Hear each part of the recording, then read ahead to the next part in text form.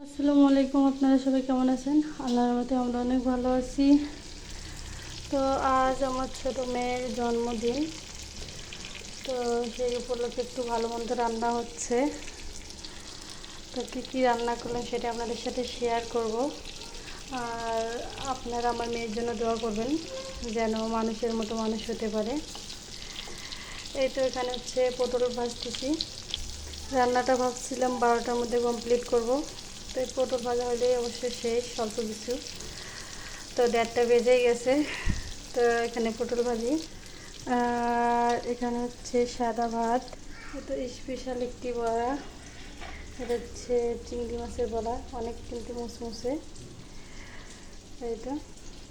আর এখানে তো পটল ভাজি, আর এখানে হচ্ছে পোলাও রান্না করছি, তবে গাজর দিয়ে আমরা পোলাওতে মটরশুঁটিটাও ভালো লাগে আর কি খেতে। আর এখানে হচ্ছে রুই মাছ একটু ভেজে ভুনা করছি, তবে হচ্ছে কালারটা স্পষ্ট বোঝা যাচ্ছে না অন্ধকারের জন্য।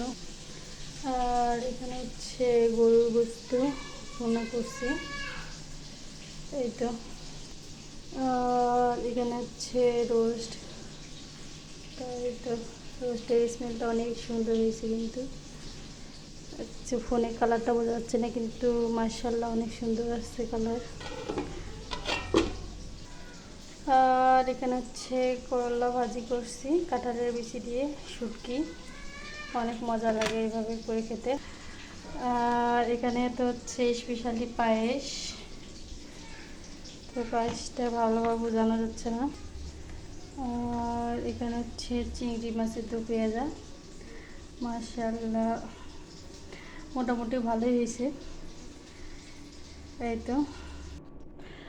আর এখানে হচ্ছে বলুন তো কী বানাবো, হচ্ছে কেক আইটেমে আর কি।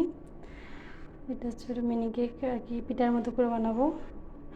তো নাস্তা আইটেমটা আপনাদের সাথে শেয়ার করব। আর এখানে হচ্ছে ডিম পিঠা বানাবো, ব্যাটারটা একটু গুলাই রাখছি।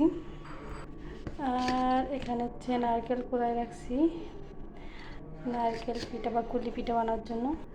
তো আজ এই পর্যন্তই। আপনারা ভালো থাকুন, সুস্থ থাকুন এই কামনাই করি।